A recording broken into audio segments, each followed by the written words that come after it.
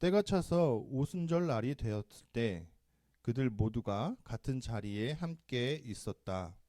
그때 갑자기 하늘로부터 윙윙 소리가 났는데 거센 바람이 부는 것 같았다. 소리가 그들이 앉아 있는 집을 온통 가득 채웠다. 불길처럼 여러 갈래로 나누어진 혀들이 그들에게 보였고 그들 한 사람 한 사람 위에 내려 앉았다.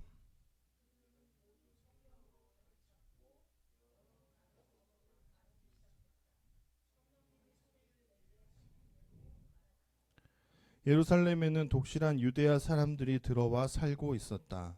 하늘 아래에 있는 모든 나라에서 온 사람들이었다.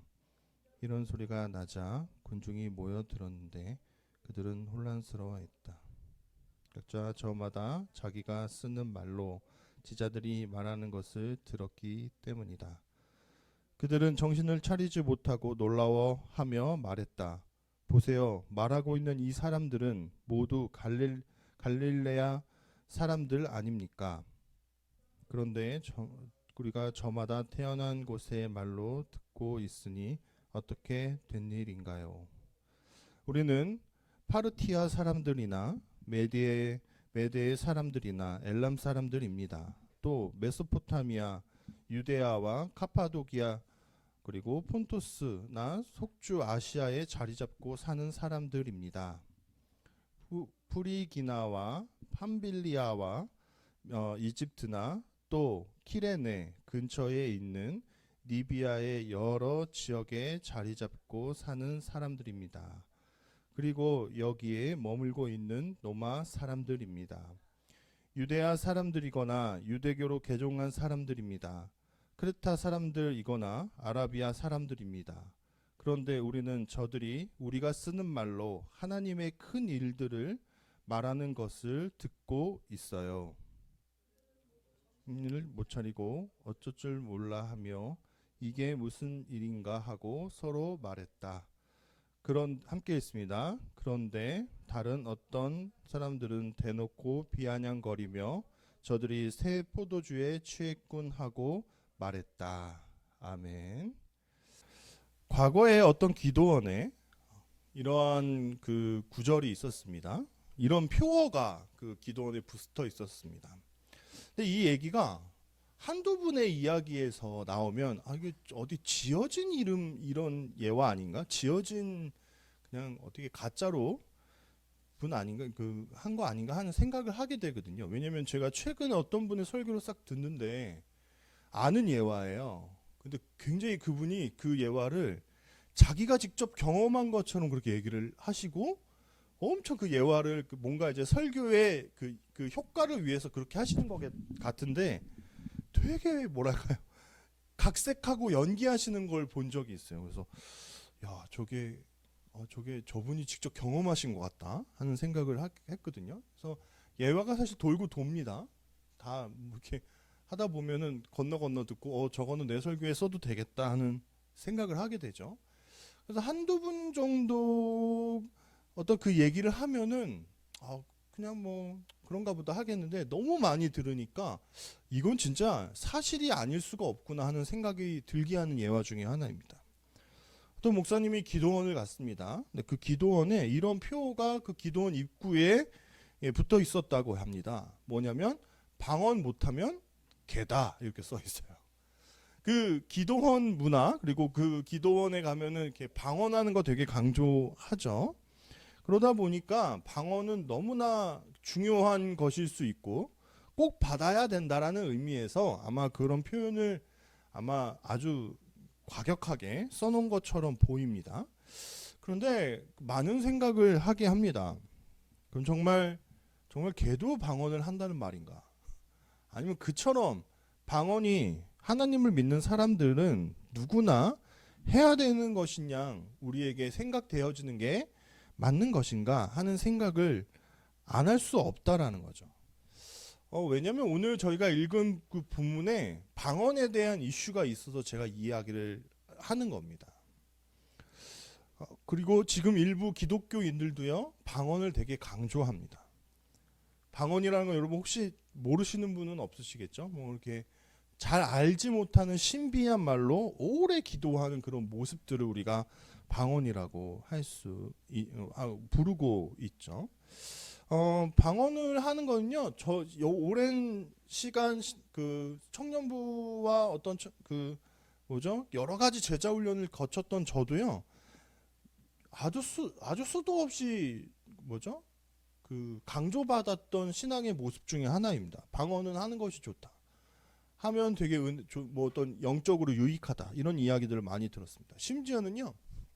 제가 청년으로 있던 교회의 담임 목사님이 이분은 원래 되게 성향이 되게 가정지향적이에요. 그 가족 상담 같은 거를 그 대학에서 전공하시고 신학을 같이 하셔서 내용 자체가 부드럽고요. 되게 이렇게 뭔가 사람의 마음을 잘 이해하려고 하는 그런 설교가 되게 많았었거든요. 근데 이분이 그 어떤 좀 중한 병에 걸리셔서 그 병을 해결하기 위해서 기도원에 가셨다가 굉장히 크게 불을 받았다라는 표현을 하는데 불을 받고 내려오신 거예요. 그러면서 그분의 온통 사역이 성령의 체험을 하는 거, 방언을 하는 거를 강조하는 모습으로 완전 바뀌었습니다. 저희 교회는 장로교였어서 그런 분위기가 잘 아니었었거든요. 그런데 갑자기 온통 막 그 방언의 역사를 위해서 막 기도하시고 손계철 장로님 같은 분들이 막 번갈아 가면서 금요기도회 때 오셔서 막 방언을 할 수 있도록 도와주시고 했던 적이 있습니다. 그런데 저는 딱 그때쯤이었던 것 같아요. 제가 더 이상 제 교회에 금요기도회를 나가지 않기 시작한 것이 딱 그때쯤인 것 같습니다. 막 사람들 불러다가 막 넘어뜨리고 그런 모습들이 저는 그렇게 은혜가 되지 않았습니다. 먼저 혹시나 이 설교를 들으면서 좀 마음이 불편하실 분들이 있을 수 있습니다. 저의 신앙의 색깔이고요. 그리고 방언을 하시는 분들이 다 나쁘다는 얘기를 하는 건 아닙니다. 하지만 일부 잘못된 방언의 사용, 잘못된 방언에 대한 지식으로 인해서 그것이 신앙생활에 유익하지 않은 모습이 있을 수 있기 때문에 저는 이 점을 짚고 넘어가는 겁니다. 한국교회에 저는 크게 한국교회를 좀 병들게 했던 그 신앙의 행태 중에 하나는 기복신앙이라고 이야기할 수 있다고 생각합니다. 양대산맥이에요. 기복신앙은 참 기독교 안에 많은 잘못된 어떤 신앙관들을 만들어냈고요. 물질 중심, 성공 중심의 기독교로 이끌어오는데 아주 큰 역할을 했죠. 그 중에 또 하나는 한국교회를 좀 병들게 했던 신앙의 형태 중에 하나는 또 저는 지나친 은사주의라고 저는 생각을 합니다. 그 본질은 그 사람의 본질과 성품은 변하지 않는데 그들이 막 이렇게 그 교회에 와서 뜨겁게 기도하는 모습만이 강조되고 그래서 너무 차이가 심하잖아요. 기도하는 모습과 그들이 삶에서 살아가는 모습이 너무 극명한 차이를 내는 것으로 인해서 한국교회 안에는 오히려 좀 심각하게 병드는 일들이 일어나지 않았나 하는 생각을 저는 하고 있습니다. 물질이 다 나쁘진 않습니다. 기복신앙이 꼭 아주 나쁘다고는 할 수 없습니다. 하나님께서 주시는 복 안에는 물질의 복이 당연히 포함되어 있습니다. 하나님 우리에게 은사 주십니다. 방언을 받으신 분들 저는 알고 있고 그분들에게 대언 기도를 받은 적도 여러 번 있었습니다. 그런데요, 지나친 것은 좋지 않다라는 거예요. 그것만이 너무 강조되고 그것만이 온전한 신앙인 양 해석되는 것은 옳지 않다라는 거예요. 바울도요, 고린도전서 12장에서 14장까지 해서 방언과 어떤 은사들에 대한 이야기들을 하죠. 그런데 어느 부분에서도 어떤 특정한 은사를 강조해서 이야기하고 있지는 않습니다. 바울은 굉장히 조심스럽게 방언, 통변하는 은사, 그러니까 여러 가지 은사들을 나열하고 그거 하나하나 중립적이고 조심스럽게 다루는 것을 볼 수 있어요. 왜냐하면 아마 고린도 교회 안에 어떻게 그런 역사들이 일어났는지를 우리가 자세히는 알 수는 없지만 방언을 하는 사람들이 굉장히 부각되어지는 어떤 일들이 일어난 거예요. 야, 은사가 이 정도는 돼야지. 야, 주방에서 일 잘하는 은사 이런 거 되게 폼이 안 나. 힘만 들어. 근데 방언 봐봐. 뭐 이러면서 방언이라는 그 은사만을 되게 강조하고 부각시키는 그러한 움직임 때문에 고린도 교회가 좀 갈등을 빚고 있었어요. 그래서 그 교회를 향해서 바울이 편지를 할 때 방언을, 그 은사들은요 다 평등하다.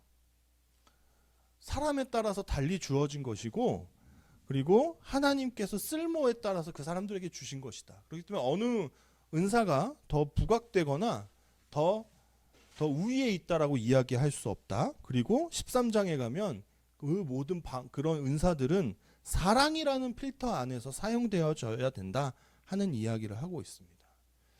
방언에 대해서 왜 이렇게 부각해서 얘기를 하냐면, 저는 방언을 받는 것 자체가 중요하다고 생각하지 않고, 만약에 우리에게 어떤 방언뿐만 아니라 여러 가지 하나님께서 은사를 주실 수 있잖아요. 저는 뭐 기타 칠 수 있고요. 이것이 어떤 누구보다 뛰어나지는 않을 수 있지만 그냥 평범한 일이긴 하지만 그래도 이거는 하나님께서 저에게 주신 은사겠죠.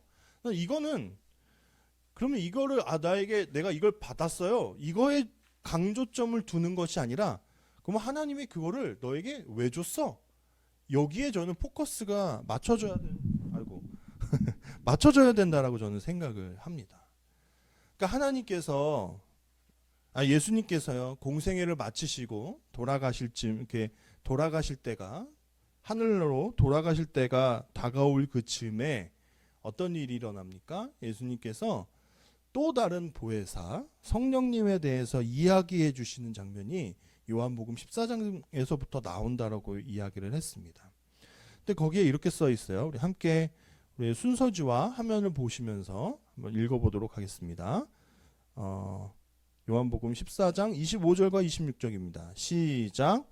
이런 것들 내가 그들 곁에 머물러 있는 동안에 그대들에게 말했어요. 보혜사 곧 성령님, 아버지께서 내 이름으로 보내실 분, 바로 그분이 그대들에게 내가 말했던 모든 것을 기억나게 해주실 겁니다.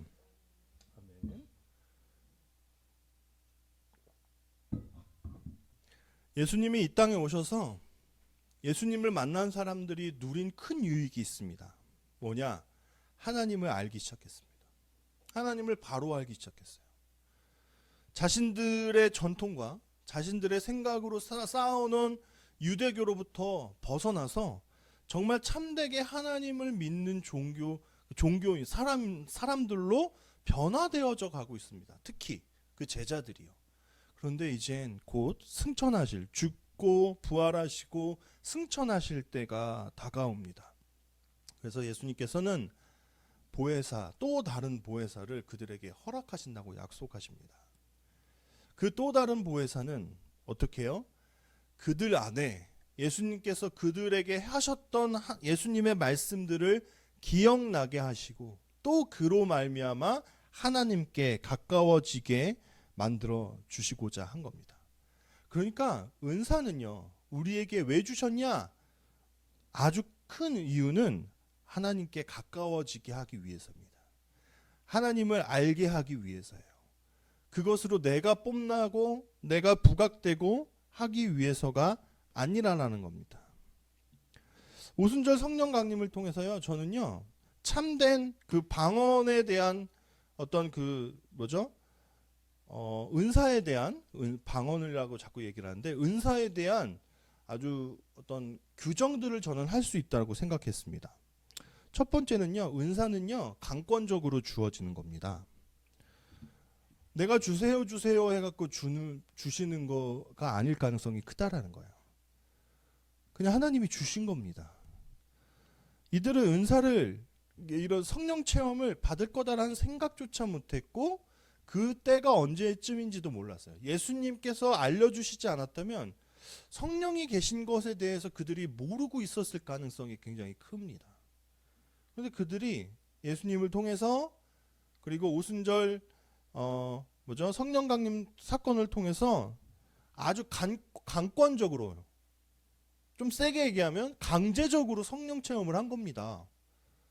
아, 나 너무 성령 받고 싶은데? 이게 아니라 그냥 강권적으로 그들에게 부어진 거예요. 그래서 이런 얘기들이 굉장히 위험합니다. 기독교 안에 쉽게 우리가 은사를 찾았다, 은사를 발견했다, 은사를 개발했다, 은사를 달라고 하나님께 의탁해서 받았다라는 표현들을 우리가 너무나 쉽게 하는데 사실 굉장히 틀린 표현일 가능성이 큽니다. 얻어내거나 찾거나 발견하거나 하는 것이 아니라 하나님께서 나에게 주시는 겁니다. 그게 먼저 강조되어져야 된다라는 거예요. 그러니까 하나님께서 주신 은사를 우리가 발견했다, 뭐 찾았다 이런 표현을 쓰는 것 자체가 나쁜 건 아닌데 하나님이 주셨음을 먼저 강조하지 않고 내가 그 은사를 먼저 사모했다던가 그걸 먼저 찾았다던가 하는 이야기를 하는 것은 주객이 전도된 거다라는 거예요. 그리고 먼저 아주 위험한 것은 만약 그 사람이 먼저 구했다면은요, 그것은 굉장히 그 사람의 욕심으로부터 말미암았을 가능성이 큽니다. 그게 너무 받고 싶은 거예요. 혹시 여기 계신 분들 중에는 옆에 사람이 방언을 해갖고 나도 너무 방언을 하고 싶었다든가 그래서 하나님께 방언을 구하신 적이 있지 않으십니까? 저는 그런 적이 있습니다. 왜냐면 그때 당시는 저도 그 무리 속에서 처음에는 방언을 받아야 되나 보다 하고 막 이상한 따라라고 하는 말을 따라하기도 하고 했던 기억이 있습니다. 근데 그것은 굉장히 사람의 욕심으로부터 말미암았을 가능성이 커요. 내가 받고 싶은 거예요. 단적인 예이긴 합니다. 그리고 그것이 꼭 은사와 상관이 있는 건 아니지만 사무엘 상에는 이런 이야기가 나오죠. 이스라엘 백성이 왕을 구했습니다. 왕을 하나님께 요구했습니다. 왕 하나님께서 주실 거였습니다. 메시아, 기름 부음 받은 사람이라는 뜻 안에는 왕, 선지자, 제사장이라는 세 가지 직분이 다 포함되거든요. 그러니까 선지자와 제사장을 다 주셨는데 왕을 하나님께서 왜 허락하지 않으시겠습니까? 대리 통치자들로 하나님의 대리의 임무를 수행하는 세 가지 직분을 주실 거였어요. 근데 그들이 먼저 가갖고 왕을 달라고 했고요. 그 왕을 달라고 하는 그의 모습이 하나님께 굉장히 심기를 불편하게 만드는 행동이었습니다. 왜냐하면 그들이 원했던 왕은 하나님처럼 그렇게 자신들을 사랑으로 다스리고 구원해 주시고 이런 왕의 모습이 아니라 백성들 위에 군림하고요. 말과 병거를 많이 가지고 있어서 막 전쟁마다 승승장구하는 그러한 왕을 요구했던 거예요. 그러니까 이들이 먼저 구하니까 그들의 이기심과 그들의 욕심이 그 안에 들어가는 겁니다. 그러니까 여러분 우리 자녀 총명하게 해주세요. 우리 자녀 어떻게 해주세요. 이런 기도할 수 있고요. 뭐 주세요 하는 기도들 많이 하지만 때로는 그런 생각도 해보아야 됩니다. 그런 기도가 되게 낮은 단계의 낮은 레벨의 기도일 수 있다라는 거예요. 하나님의 뜻과는 상관없이 내 욕심으로 말미암아 주세요 하는 기도는 사실은 좀 많이 부족한 기도가 아닐 수 없습니다. 우리는 은혜를 달라고 할 자격도 없습니다. 사실은. 왜냐하면 우리는 이미 큰 은혜를 받았습니다. 예수 그리스도로 말미암아 구원받았다라는 그 은혜를 이미 받았기 때문에 그거에 추가적인 어떤 은혜를 요구할 사실 자격도 없는 사람들이에요. 하나님께서 강권적으로 주십니다. 저는 이런 생각이 들었어요. 하나님의 뜻대로 살다 보면 그런 낮은 단계의 기도 제목들은 하나님이 다 알아서 챙겨주신다. 챙겨줄게 이런 표현들 우리가 쓰잖아요.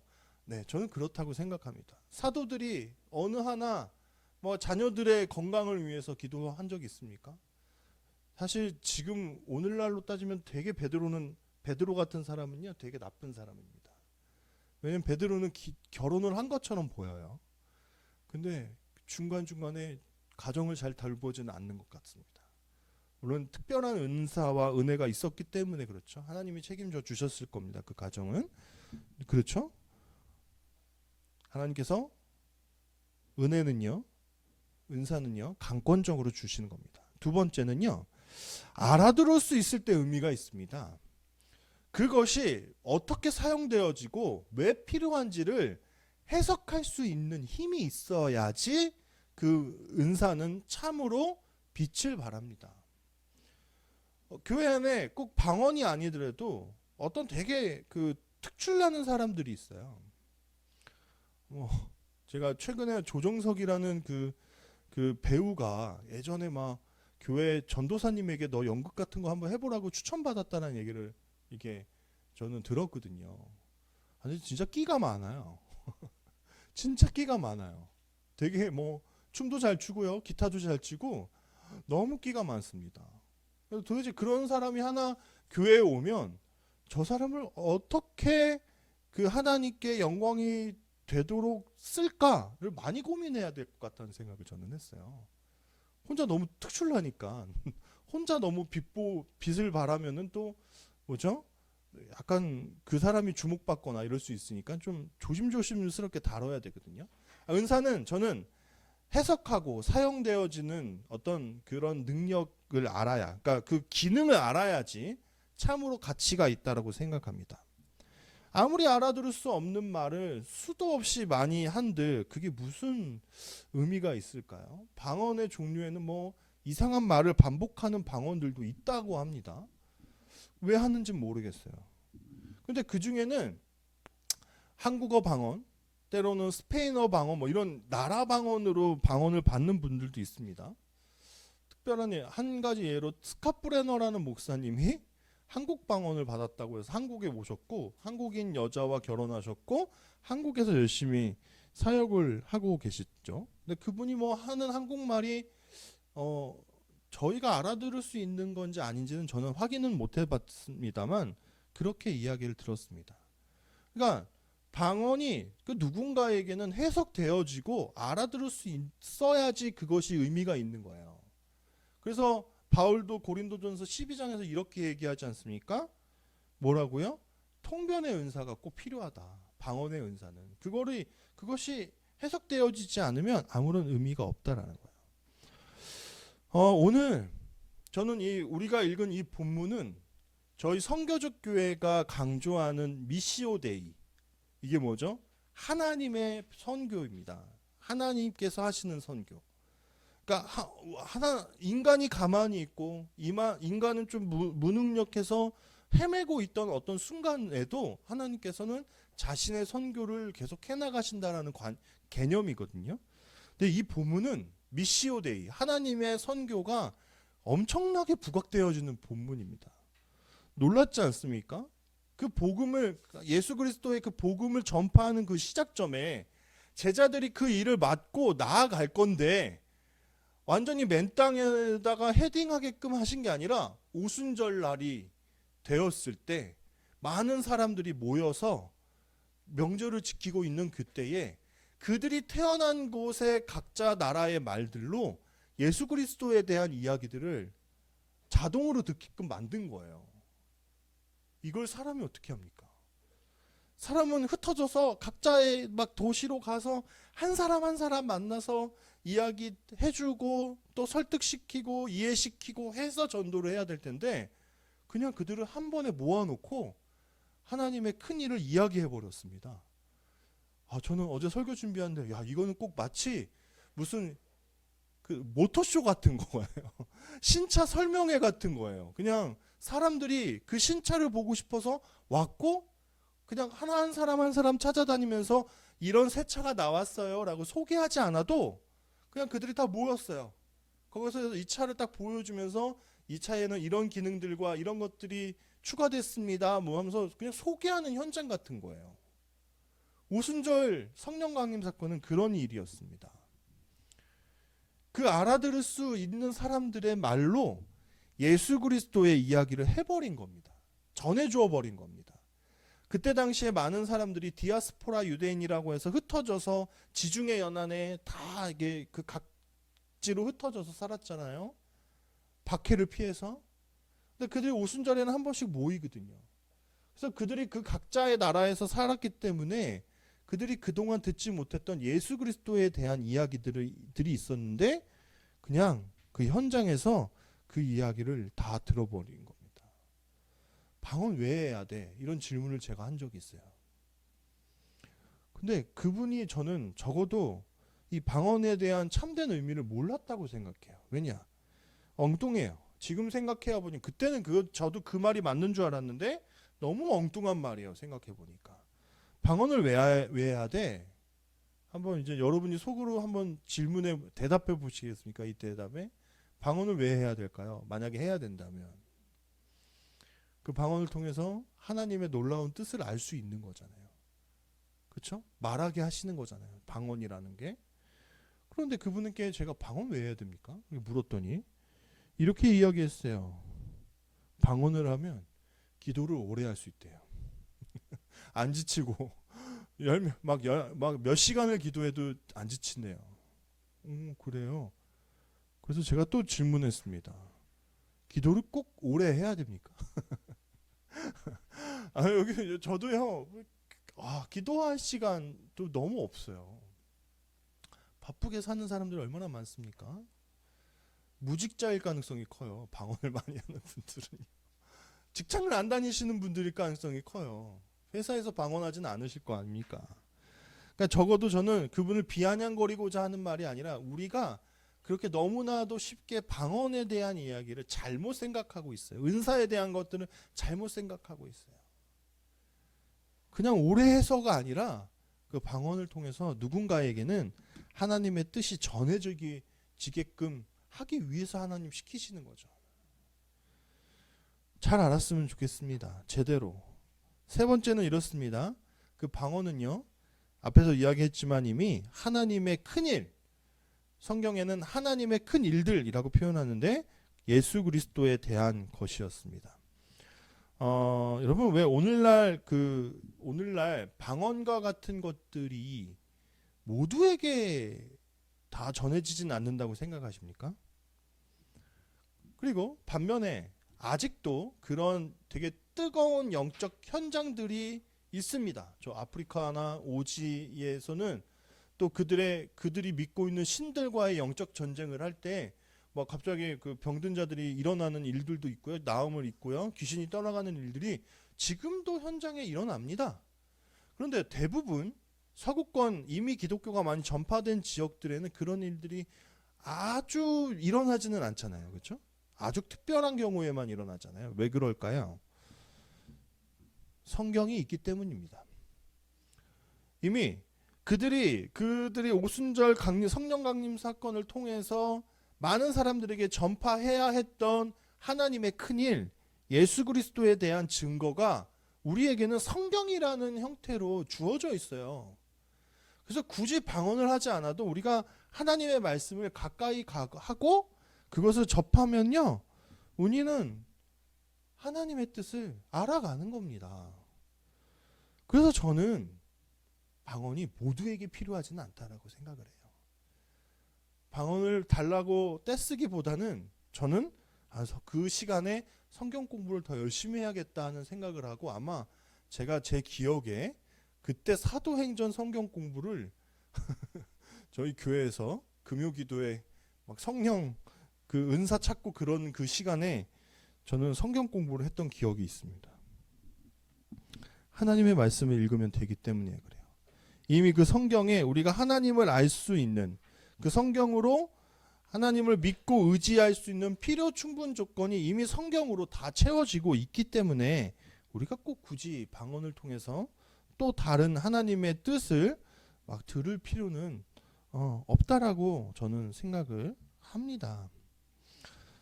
진짜 중요한 거는요, 하나님께서 그 하나님의 큰 일을 모든 사람에게 알리셨다. 저는 이것이 또 다른 의미를 가진다고 생각하는데요. 그것은 섬김의 장이었다고 생각해요.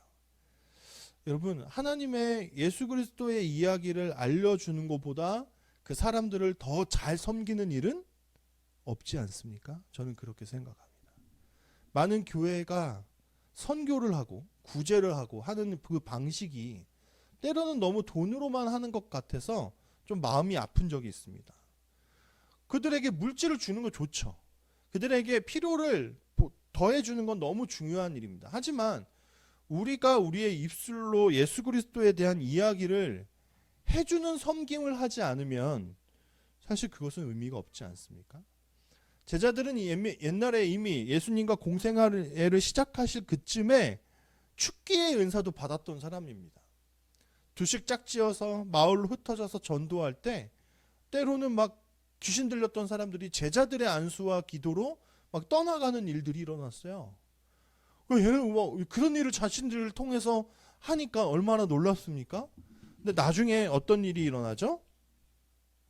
못합니다. 못하는 일이 일어납니다. 변화산 사건 이후에 귀신 들린 아이가 제자들을 찾아왔을 때 그들이 어찌하지 못해서 막 쩔쩔매고 있습니다. 귀신이 오히려 덤벼들고 막 발악을 하는데도 아무리 기도해도 되지 않는 겁니다. 왜 그런 차이가 있었을까요? 한 적이 있는데 왜 지금은 못하고 있었을까요? 그들은 매개체였습니다. 그냥 하나님의 은혜가 그 사람에게 흘러가게끔 하는 매개체였어요. 아무것도 아니었던 겁니다. 그냥 그 사람들이 귀신에서 허덕이고 있는 그 사람들을 해방시키고 구원해주고 그런 섬김을 하는 자리로 그들은 보내진 거예요. 근데 이제는 이들이 어떤 잘못에 빠져 있었었냐면 나는 귀신을 쫓아내본 적이 있어 하는 그런 잘못에 빠져 있었어요. 그러니까 귀신을 능히 하지 못했던 겁니다. 기도도 하지 않고 기도와 말씀 외에는 이러한 능력이 나갈 수 없다고 예수님이 꾸짖지 않으십니까? 기도하지 않았던 겁니다. 오늘날 제가 이 본문을 통해서 이런 장황한 얘기를 해야겠다라고 생각했던 것은 우리가 잘못된 기독교를 많이 만들어 놨기 때문입니다. 제가 최근에 저희 아이가 어린이집에서 이제 5살 반 마쳤다고 해서 선물을 하나 받아왔어요. 이만한 좋은 어린이집을 다니고 있습니다. 선물도 줘요.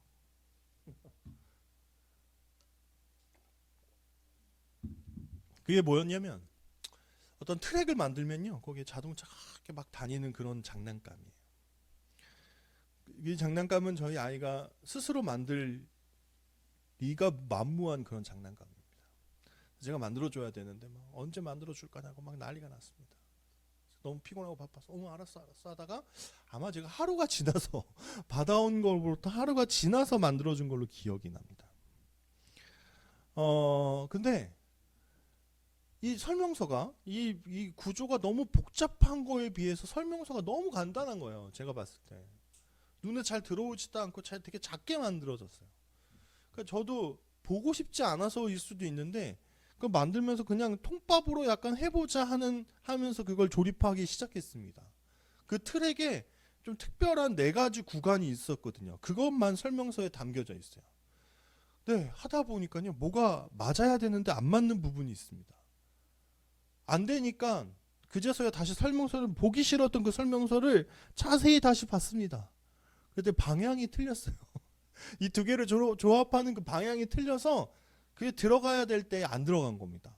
그럼 어떡합니까? 다시 뜯었죠. 또 뜯어서 그 방향 맞추고. 그래서 제가 속으로 그런 생각을 했습니다. 처음부터 잘 알았더라면 이렇게 고생하고 헤매지 않았을 텐데 하는 생각을 했습니다. 우리가 좀만 주의 깊게 성령님에 대한 사용법을 제대로 알았더라면 이러지 않지 않았을까? 과도한 은사주의나 특별한 은사를 너무 지나치게 사모하거나 자랑하는 그런 한국 기독교가 그런 기독교인이 되지 않을 수도 있지 않았을까 하는 생각을 하였습니다. 저는 성령 충만함이 여러 가지 모습으로 나타날 수 있다고 생각합니다. 성령 방언을 하는 일이 날마다 일어나지는 않았어요. 사도들에게도. 하지만 그들은 계속 기도하러 다녔고요. 계속 하나님과 동행했습니다. 저는 그것이 참된 성령의 유익함, 성령님을 우리가 바로 사용하는 것의 유익함이지 않은가 하고 생각을 합니다. 로마서 10장 14절에서 15절에 이렇게 되어 있습니다. 제가 읽어보겠습니다. 하지만 믿은 적이 없는 분을 어떻게 부를 수 있겠습니까? 들어본 적이 없는 분을 어떻게 믿을 수 있겠습니까? 선포하는 사람이 없으면 어떻게 들을 수 있겠습니까? 보냄받지 않았다면 그들이 어떻게 선포할 수 있겠습니까? 성경에 이렇게 적혀 있는 대로 있는 대로입니다. 얼마나 아름다운가. 좋은 것들을 좋은 소식으로 전하는 사람들의 발이 이렇게 되어 있습니다. 성령님을 우리가 바로 사용할 때 우리는 세상 속에 나가서 예수 그리스도의 이름을 전파할 겁니다. 예수님의 이름이 우리의 성령 충만한 그 끝에 증거되지 않고는 견딜 수 없는 것으로 우리의 삶을 지배해야 합니다. 우리가 성령 충만함으로 이 세상을 살아간다면 우리의 행실과 우리의 삶에서 예수 그리스도가 드러날 것입니다. 성령님은 언제 사용하느냐, 어떻게 사용하느냐, 예수 그리스도를 알고 싶고 또 다시 생각나고 싶고 또 예수 그리스도를 전파하고 싶을 때 우리는 성령님께 의지해야 합니다. 책 모임이 거의 끝나갑니다. 앞으로 2주 정도를 더 하면 책 모임이 끝날 겁니다. 그래서 이제는 토요일의 시간은 좀 더 이 지역에 있는 기관을 한번 가서 제가 봉사하는 형태로 먼저 청소년들을 향해서 다가가려고 합니다. 근데요, 아주 솔직한 심정으로 저는 두렵기도 합니다. 왠지 아세요? 무서워요. 요즘 청소년들 무섭습니다. 제가 등치가 누구를 막 이렇게 무서워하고 그럴 만한 등치는 아니지만 어떤 다른 여러 가지 복합적인 의미에서 그들이 좀 무섭습니다. 왜냐면 내가 그들의 마음을 혹 더 다치게 하지는 않을까? 정말 그들이 갖고 있는 아픔을 내가 잘 품을 수 있을까? 그리고 결국은 그들과의 관계 속에서 예수 그리스도를 그들에게 알게끔 만드는 일에 내가 사용되어질 수 있을까 하는 여러 가지 염려와 걱정들이 있습니다. 그래서 선교적 교회는 더욱더 성령님의 인도하심이 필요합니다. 그냥 방언을 막 하는 그러한 특별한 은사도 좋겠지만 그런 것들이 우리의 삶에 없어도 예수 그리스도를 증거할 수 있는 그런 담대함, 그런 용기, 그러한 지혜 우리에게 필요합니다. 계속해서 기도해 주십시오. 우리 함께 걷는 교회가 이 세상에 이 사도행전의 역사를 다시 실천하는 그런 교회, 그런 교회로 세워지기를 바랍니다. 그래서 우리 안에도 또 성령님의 충만함이 필요합니다. 그 충만함으로 인해서 우리가 예수 그리스도의 이름을 증거하지 않고는 견디지 못하는 삶, 그러한 삶을 살아내는 함께 걷는 교회, 그리고 여기 같이 예배드리시는 모두가 되기를 간절히 소원합니다. 우리 이 시간 함께